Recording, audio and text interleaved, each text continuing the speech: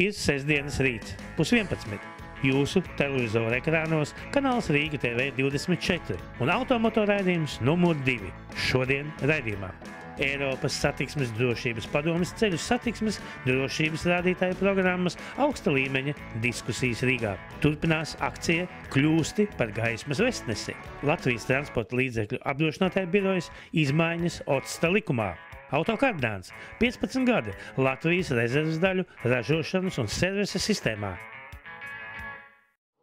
Latvijas Republikas satiksmes ministrija un Eiropas satiksmes drošības padome šonedēļ Rīgā organizēja ceļu satiksmes drošības rādītāju programmas augsta līmeņa diskusiju par 2 ļoti aktuālām tēmām – gājēju un velosipēdistu drošības uzlabošana, kā arī risinājumi transporta līdzekļu vadīšanai nogurumā. Prezentācijās un apaļā galda diskusijās piedalījās Eiropas komisijas mobilitātes un transporta ģenerāldirektorāta ceļu satiksmes nodaļas vadītājs, Eiropas satiksmes drošības padomes pārstāvis, kā arī ceļu drošības speciālisti no Latvijas.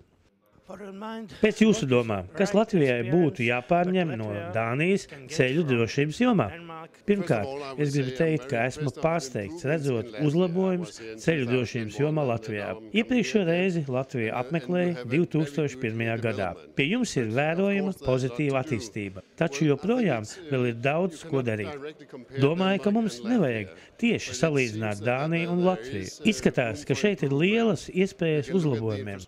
Mēs skatāmies uz infrastruktūru, mēs skatāmies uz velobraucējiem, mēs esam pārliecināti, ka velobraucēji kļūst un kļūst arvien vairāk un vairāk. Ir ļoti svarīgi, lai veloceliņi tiktu aprīkoti ar atbilstošām iekārtām.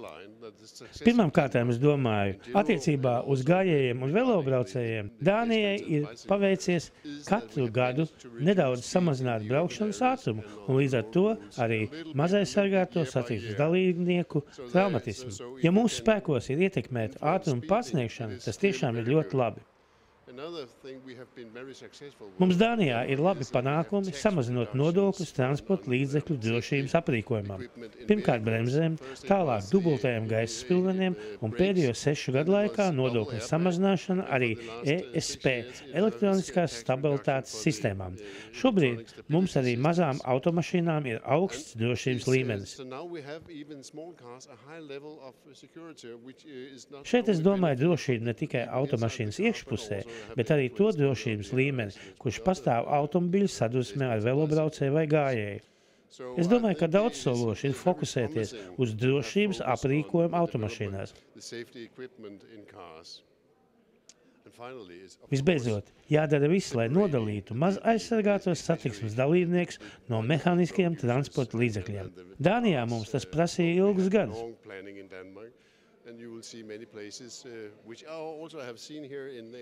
Rīgā redzēja daudzas vietas, kur būtu nepieciešams pazemes gājēju pārējais, kas ļautu izvairīties no negadījumiem ar gājējiem. Nākošā tēma, kur jūs apspriežat šajās diskusijās, bija iespēja vadītājiem aizmigt pie stūres. Diemžēl mēs redzam, ka daudzi satiksmes negadījumi ir izraisīti nogurušam vadītājiem iemiegot.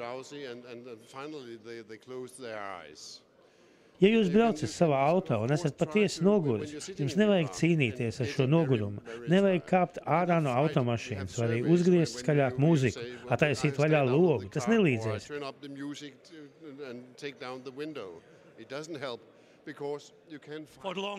Nelīdzēs ilgu laiku. Tas patiesi nelīdzēs, jo saglabāsies ārkārtīgi augsta iespēja iemigt.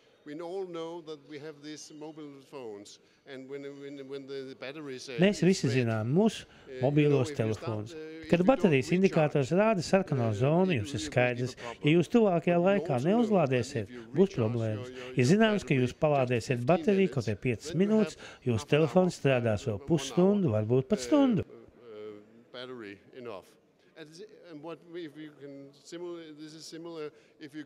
Līdzīgi ir arī tad, kad braucot, jūs jūtaties noguris. Pārstājiet cīnīties ar nogurumu. Uzliekiet savu mobilā tālruņa modinātāju uz 15 vai 20 minūtēm, paguļat, un pēc tam jūs atgūsiet spēju turpināt braukt droši vismaz 1 stundu. Ne vairākas stundas, bet 1. Svarīgākā ziņa šajā stāstā ir, ja esat noguris braucot, necīnieties ar nogurumu, atgūsties spēkus, paguļat īsu brīdi. Tired during driving, don't fight, take a power nap, 15 minutes.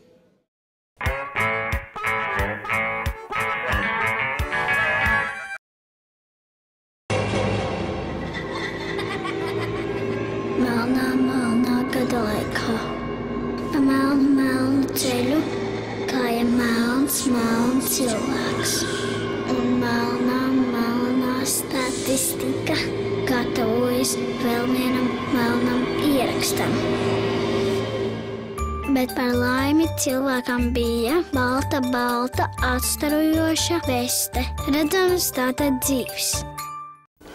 Maigoni ilgais vai beigāt no parāda? Man vienmēr dzīvē veicies, vienmēr.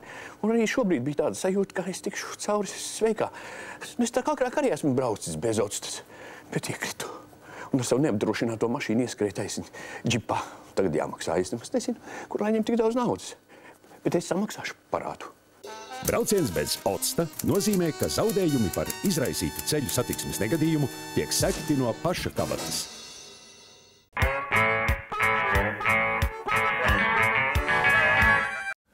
Katru gadu iestājoties tumšiem rudens vakariem, sākās arī ikgadējā akcija par tumšiem gājējiem, par atstarotāju lietošanu. Šogad tiek dalītas vestes. Akcija saucās Kļūsti par gaismas vestnesi vai vēstnesi. Tas varbūt šī gadījumā nebūtu tik svarīgi. Galvenais, lai cilvēki uz ceļiem būtu redzami, lai nenotiktu traģiski negadījumi. Pirmo reizi šajā akcijā tiek veikta arī šāda lieta, kā satiksmes autobusu šoferi. Tiem cilvēkiem, kas ārā kāp no autobusiem tumšos vakaros un neapgaismotās vietās, arī dāvina šīs vestes. Bet šajā akcijā, kā vienmēr, piedalās ne tikai Ceļu satiksmes drošības direkcija samarieši, bet viena no lielākajiem darbiem veic ceļu policija, kas principā visu laiku atrodas uz ceļiem, seko situācijai. Kā rāda statistika pagājušā mēnesi, tad mums ir 9 bojā gājušie gājēji. Līdz ar to nevar teikt, ka situācija būtu krasi uzlabojusies attiecībā uz pagājušo gadu.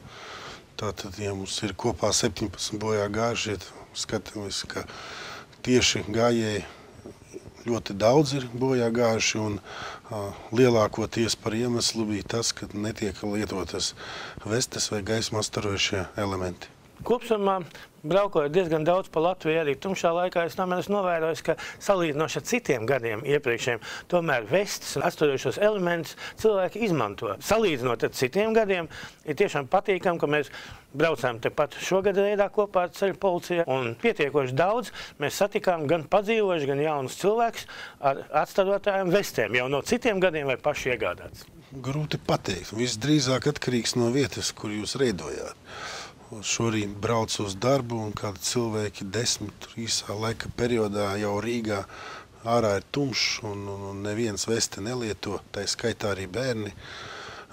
Bērnu gadījumā ir labi tas, ka lielākoties visas skolas mugursomās jau ir iestrādāti gaismu atstarojošie elementi, un virsjakas ir ar gaismu atstarojošiem elementiem. Tas ir pozitīvi. Cita lieta ir ar tiem gājējiem, kas varbūt īsu laiku uzturās uz ceļa, varbūt kāpjot no autobusa vai kas pārsvarā brauc ar automašīnu. Šī kategorija visdrīzāk nelieto šos gaismu atstarojošos elementus, uzskatot, ka viņi faktiski pa brauktuvēm nesteigā. Reidā mēs bijām Suntažu, Ķeipenes, Madlienas apkaimē. Bija jau kam dalīt vestes un bija kam viņas bija. Bet bija gadījumi, kur cilvēki atteicās no vestes. Šī situācijā, ko? Ja policija konstatē, ka cilvēks nelieto gaismu atstarojošos elementus vai vesti, tad ir viss pamats sastādīt administratīvu protokolu. Jo ārpus apdzīvotām vietām un apdzīvotās vietās tumšā dienlakts laikā ir jābūt atstarošiem elementiem vai vestē. Neapgaismotos ceļa posmos, arī apdzīvotās vietās jābūt vestē. Absolūti lielākajā daļā mazpilsētu, ciematu, apgaismojuma ekonomiskas nolūkos jau sen nav. Tā ka iestājoties tumsai, faktiski lielākā daļā Latvijās pilsētu ir tumsa. Vēl piebildīšu, ka arī autovadītājiem, ja viņš šādā tumšā diennakts stundā izkāp no automašīnas kaut ko darīt, vai staigā viņai riņķī vai dara, tad autovadītājiem ir jābūt uzģērbtai atstarošai vestē. Kā jums pieminējām, šogad satiksmes autobusu šoferi vienam otram pasažierim, kas tumsā izkāps ārā šo vesti, pasniegs. Un vestes ir iespējams iegādāties akcijas ietvaros Latvijas pastas nodaļās, veikalos Maxima par pazeminātām cenām. Lietojiet vestes, esiet gaismas vestneši.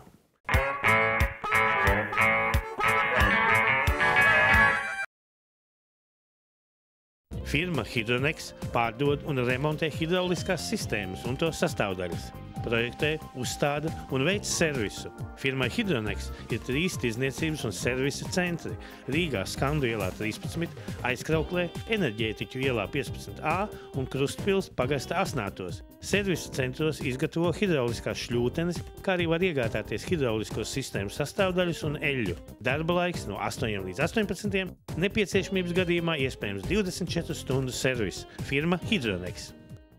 Autodarbnīca ar vairāk kā 20 gadu pieredzi, Rolis servis, Čiekurkalna 2. līnijā 41, atgūs neatkarību un atgādina. Mēs iedziļināsimies jūsu auto problēmās un piedāvāsim saprātīgāko risinājumu.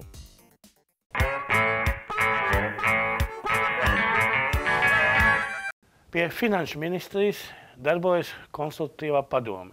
Un šā padoma ir tā, kas pirmā saņem likuma ierosinājumus un tos izskata. Šajā konsultatīvā padomē ņem dalību apdrošinātāji, tāpat arī daudz valstisku institūciju pārstāvi un arī sabiedriskas organizācijas. Ja? Līdz ar to, kaut kādi pirmie iespaidi, pirmās atsauksmes par sagatavotiem labojumiem, es domāju, Finanšu ministrija var saņemt no visām šīm iesaistītajām pusēm, ja? Un tālāk jau vērtēt, kas tieši būtu un kādā redakcijā virzāms tālāk. Vai konsultatīvās padomes slēdzieniem ir rekomendējošs raksturs? Jāsaka, ka lēmēja institūcija tomēr ir Finanšu ministrija. Ja? Viņa būs atbildīgā par kaut kādu likumprojektu virzību. Ja mēs runājam par OTAS likumu, tad viennozīmīgi viņi ir atbildīgie. Līdz ar to, droši vien, kad viņiem ir jālemj par to, kas uzklausot visu šo iesaistīto institūciju viedokļus, vai tad šie labojumi būtu virzāmi un kādā tieši redakcijā viņi būtu virzāmi. Apdrošinātāju birojas tad iesniedz labojumus. Un jāsaka, tur labojumi diezgan apjomīgi, tai pašā laikā varbūt tādas dikti būtiskas lietas nav pārāk daudz, jo daudzas ir tādas lietas, ka vienkārši nedaudz vajag kaut ko precizēt. Runājot par būtiskākām lietām, ir atziņas, kas iegūtas no viena Eiropas Savienības tiesas sprieduma, kurā brīdī tad transporta līdzeklis mums būtu jāapdrošina. Mēs esam pieraduši domāt par to, ka viņš ir jāapdrošina, tad, ka viņš piedalās ceļu satiksmē. Ja? Bet no konkrētā Eiropas Savienības tiesas spriedumu mēs redzam, ka tas nav tikai tad. Tur bija konkrēts gadījums, kad traktors savā pagalmā bija apgāzis vienu cilvēku, kas stāvēja uz kāpnēm, tad zināmā mērā tādā slēgtā norobežotā teritorijā. Un šim cilvēkam tomēr pienācās apdrošināšanas atlīdzība tieši no civiltiesiskās apdrošināšanas. Tad mēs varam izdarīt secinājumus, ka arī tajos gadījumos, kad traktors, piemēram, atrodas kaut kādā slēgtā teritorijā, viņš būtu jāapdrošina obligātā kārtā.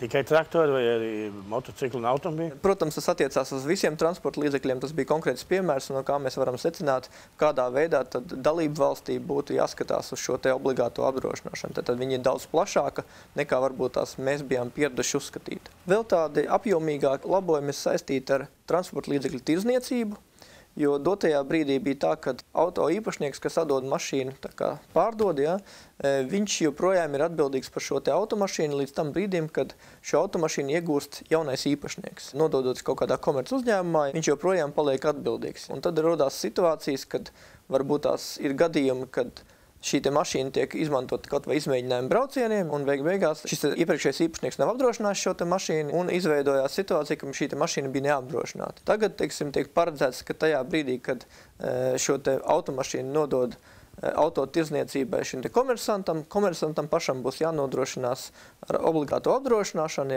un tad nekritīs kaut kādas papildus loks nebūs uz iepriekšējo īpašnieku, kas zināmā mērā jau uzskata, ka viņam šīs saistības ar konkrētu automašīnu ir jau izbeigušās. Ja es pareizi sapratu, tad uzņēmējiem, kurš uz savu placi vai savā veikalā paņems to manu mašīnu tirgot, tad viņam ir jāiztaisa civiltiesiskā apdrošināšana tai manai mašīnai. Uz to periodu, kamēr viņš atrodas viņa placī vai tirdzniecībā. Jāsaka, ka tā schēma ir nedaudz vienkāršāk sakārtot. Uzņēmējiem parasti ir šīs speciālās numurzīmes, ko viņi var skrūvēt virsū uz tiem transporta līdzekļiem, kas tiek izmantot, piemēram, izmēģinājumu braucieniem vai kaut kādām konkrētajām aktivitātēm, un tad apdrošinās šo te numurzīmi, ja, un līdz ar to, teiksim, sanāks tā, kad tiek apdrošināta numurzīme, bet viņu drīkst skrūvēt uzlikt vairākām automašīnām. Vienlaicīgi uz vienas, bez šā. Vienlaicīgi uz vienu, protams. Tas ir tas, ko mēs saucam sarkaniem burtiem numuriņi, ko saucam pat tirdzniecības numuriem. Tieši tā. Parasti šādiem uzņēmumiem ir ne tikai viens tirdzniecības numurs, bet vairāk, jo reāli, teiksim, dzīvē ir tā, ka vairāk transporta līdzekļi varbūt tiek lietot vienlaicīgi. Tad viena nedaudz strīdīga norma, par ko, es domāju, būs ļoti plašas diskusijas.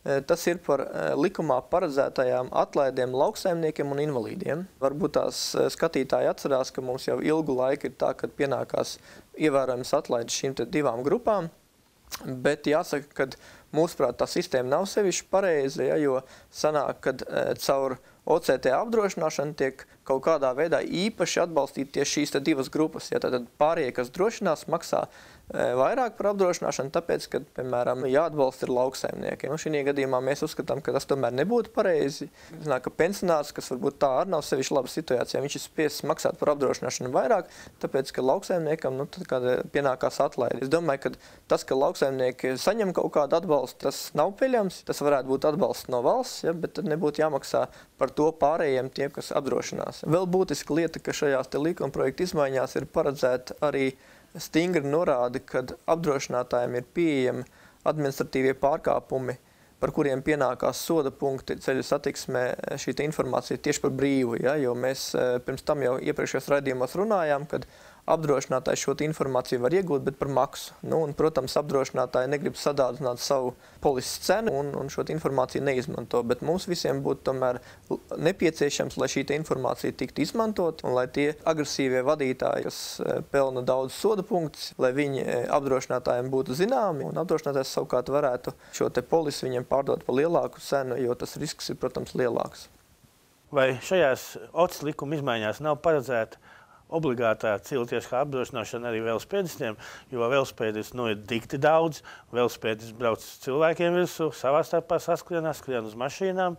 Šī gadījumā nekas nav paredzēts, ja, jo, ja mēs paskatāmies citu valstu pieredzi, arī citās valstīs netiek speciāli civiltiesiski obligāti apdrošināt arī velosipēdi, bet es saprotu arī to, ka autovadītājs nav varbūt tās sevišķi sajūsmā, ja kāds riteņbraucējs nodara kaut kādas zaudējumus tieši viņam. Bet tomēr tā loģika, kādā veidā tad izvēlās valsts, ko apdrošināt, ko nē, ir tas, cik lielu zaudējumu var nodarīt konkrētais transporta līdzeklis. Ja? Šī gadījumā, protams, zaudējums, kas tiek nodarīts ar velosipēdu, tomēr ir nesalīdzinām mazāks par to zaudējumu, kas tiek nodarīts ar, piemēram, kravas transporta līdzekli vai vieglo transporta līdzekli. Ja? Tāpēc pašlaik līdz šai lietai neviens vēl nav aizgājis, bet tas, protams, neliedz šiem cilvēkiem, kuri ir pietiekami apzinīgi un saprot to bīstamību, kas viņiem var gadīties ar šo velosipēdu, apdrošināt sev brīvprātīgi. Ja?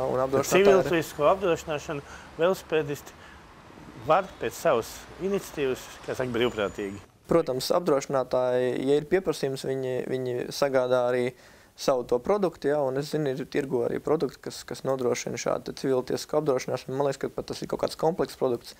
Ne tikai civiltiesku, bet arī citu veidu apdrošināšana, tad komplekss polises.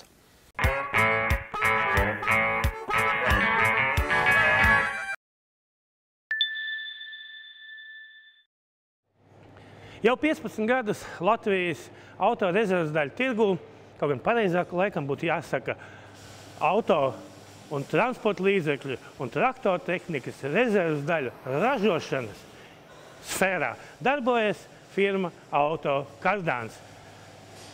Cilvēkiem, kas ir saistīti ar šo tēmu, bez šaubām zināms, Auto Kardāns aizkrauklē. Bet gadu atpakaļ Auto Kardāna dzīvē bija kāds ļoti nozīgums notikums. Auto Kardāns beidzot ieguva savas patstāvīgas mājvietas, tika uzbūvēta neliela rūpnīciņa uz aizkrauklas pilsētas robežas, un tad šeit tika arī sakoncentrēti visi spēki un tehniskie resursi. Kas īsti ir Auto Kardāns? Ko viņš dara? Ko spēja izdarīt? Par to ir Auto Kardāna šefs Kārkliņš Agrs. Kā minēju, gadu strādājam jaunās telpās, kas noteikti ietekmē darba kvalitāti, protams, pašu noskaņojumu un darba prieku. Kā līdz šim, visiepriekšējos gadus joprojām strādājam un taisam kardānus, kā individuāli pasūtījumi, tā arī, ja nepieciešams, sērija veida. Mēs strādājam pēc ISO prasībām. Vienīgā kardānu darbnīca Baltijā ir tāda, kas strādā pēc ISO prasībām. Vēl mums ir darbnīca ne tikai Aizkrauklē, bet arī Tallinā.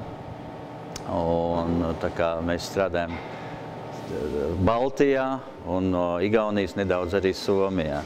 Mums ir iespējams dažādas balansēšanas, dažādi rotoru balansēšanas, specializētas balansieras ir, tad ir 2 balansieri, kā saka, standarta kardānu balansēšanai. Esam iegādājušies jaunu iekārtu lauksaimniecības kardānu montāžai specializētu. Kas pie šādas iekārtas, kas tik milzīgi atšķirīgs ir lauksaimniecības kardāniem, ka vajadzīgs speciāli iekārtas, parasti transporta līdzekļi, kaut kādi jebkuri mehāniski ierīces, kuri kardānu pārvads. Kāda atšķirība? Lauksaimniecības kardāni vispār no pāriem kardāniem atšķirās ar montāžu un arī demontāžu. Šis stends tieši pie demontāžas ļoti daudz palīdz, jā. Un ir specializētie konsoni, kas tieši paredzēti lauksaimniecības kardānu montāžai. Tātad šeit mēs iegūstam gan ātrumu, gan kvalitāti. Un skatos, ka viņš īstenībā izstāsta pēc tāda daudzfunkcionāla darba galda. Jā, tas ir ļoti daudzfunkcionāls un tieši tā, es domāju, protams, ir ātrumi, jā, bet es galvenais gribētu uzsvert, ka kvalitāti iegūst uz to. Kvalitāti iegūst arī to pateicoties saviem speciālistiem, jo man liekas, par šitiem gadiem, ja nu kāds ir aizgājis pensijā, kā teiksim, es zinu, ja, bet nu tāda kadru mainība kā tāda šeit principiāli nav. Jā, ar to mēs varam mūsu uzņēmums lepoties, ka kadru mainība mums nav, jo darbinieki strādā jau no pirmajām dienām ir, kas strādā un kas nākuši apmācījušies ir un darbinieki turās tie paši. Un produktu kvalitāti varam mainīt uz to, ka mēs ļoti rūpīgi izvēlamies piegādes partnerus. Kā jaunums mums jau kādu 2. gadu mēs sadarbojamies ar Dana Spicer, lielu daļu oriģinālo kardānu ražotājus, kur rezervas daļas mēs izmantojam. Sagatavus, varbūt teiks. Ir krustiņi, ir dažādas citas kardānu detaļas, kas nāk tieši no Dana Spicer. Autokardāns ir viena tāda unikāla iestāde, kam sadarbības partneri tādās sfērās, kurās varbūt uzreiz pirmā momentā pat nepamanīs. Mēs esam kopā bijuši kardānus uzstādīt, uzmērīt meža tehnikai, kūdras tehnikai, jebkurai lauksaimniecības tehnikai, jebkuriem iekrāvējiem, pacēlājiem. Un tā nāk tas skaistākais. Kuģi, lieli kuģi, mazi kuģi, visiem ir kardāni kaut kur iekšā, un tāpatās arī dzelzceļam. Vienīgais, kur nu mums laikam pa visiem šiem 15 gadiem nav palaimējums būt, tā ir aviācija, kaut gan es zinu, tur pie kaut kādiem iekrāvējiem un varbūt kaut kādiem iekšā kravas pārbīdītājiem, kāds kardāns varētu arī būt. Vēl pie tādiem interesantiem kardāniem noteikti gribās minēt karuseļi, kur ir mūsu kardāna skatuves celts uz augšu kardāniem. Nu, un, protams, jāpiemina Parīzes-Dakar rallijs, kur mūsu kardāni neviens vien ir, kā saka, šķērsojuši šo sarežģīto trasi. Jā. Nu, un tagad klientu ērtībai, arī kā līdz šim, mēs kardānus varam paņemt jebkurā vietā Latvijā, arī Baltijā. Atliek tikai piezvanīt mums pa telefonu un vienoties pa laiku. Mēs kardānu varam paņemt jebkurā Latvijas vietā, jebkurā Baltijas vietā. Arī Rīgā mums ir 2 vietas, kurās mēs pieņemam un nododam kardānus. Tie ir akumulātoru centri. Viens ir pie Dominas, pie Dīvāna un Dīvāna akumulātoru centrs, kur atrodas, var droši iet un nodot kardānu un atstāt mums. Un otrs ir pie Rīga Plaza, lielveikala Pārdaugavā. Arī akumulātoru centrs, kur var pieņemt un nodot kardānus.